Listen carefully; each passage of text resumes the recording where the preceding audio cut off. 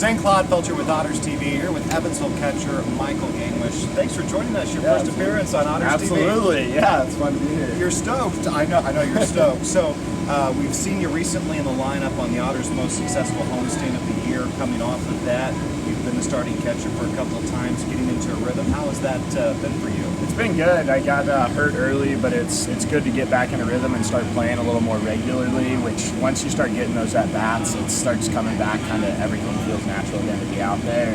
And the focus is just be a good defensive catcher, and then if the bat comes, the bat comes.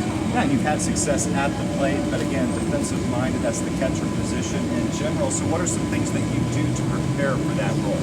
A lot of the work has been done with Billy. We coming off the injury, I made sure to get healthy, and then just working on receiving the ball mostly. I mean, catchers, we receive the ball 90% of the time, so it's just focusing on getting your pitcher strikes as much as you can, and then keeping the ball in front. When you do that, your pitchers trust you, and they can go throw out pitches when they need and go from there. So Evansville has a track record, especially with Max Peterson as the pitching coach, of producing successful pitchers. You have the opportunity to work with them whenever you start behind the plate. So how nice is it to have those veteran catchers who know what they're doing? Oh, absolutely. Max has done a great job with me just working on learning how to call pitches and doing all sorts of different things in terms of how to handle a staff. Being a young catcher, it's looking at guys like Tyler Vale and Logan Sawyer to get information on how to work with them and kind of learn from what they have to say, and then just implementing that in games, and then immediately after games going and figuring out the next day of how we can be better, and then just keep getting better every time we go out there.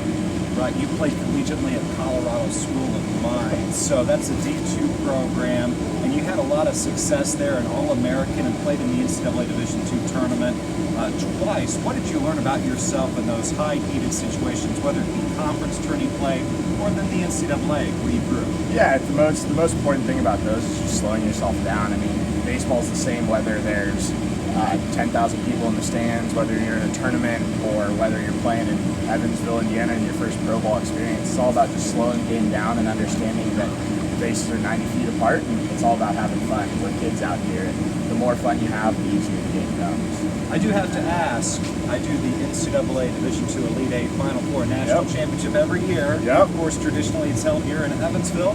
Were you able to follow Colorado School? I was following this year. They had a good year. They the program there has been a great basketball program, and as in the program as a whole at Colorado School of Mines, the athletes support each other. It's an academic institution, but the athletes do a really good job of helping each other out, and the basketball program and the baseball program have always gelled really well, and so it's really exciting to see them come to Evansville and play in the Elite Eight. You mentioned that it is an academic institution, so I got to ask you, what was your major and area of study? I studied mechanical engineering. So once you're done with the Otters, you're going to get the big bucks. I mean, at some point maybe, but if I can be a kid and play baseball again, I'm going to do that as long as I can, because it's a privilege to do this. Yeah, no, and then the Otters are in the heat of a pennant chase, I guess, with the division in the West Division. Really, Florence and Evansville back and forth with Southern Illinois. They are creeping.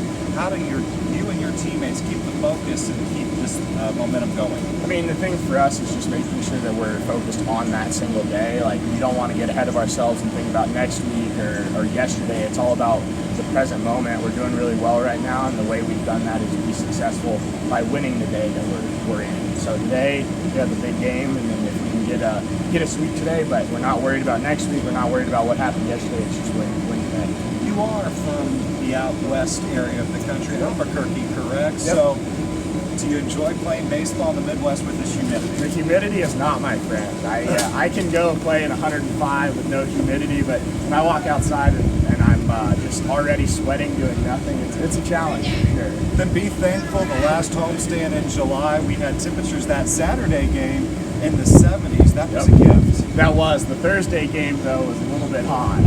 It was. We're air conditioned up in the press box, so we're somewhat spoiled. But he's Michael Gangwish. I'm Zane Clodfelter. This has been OttersTV.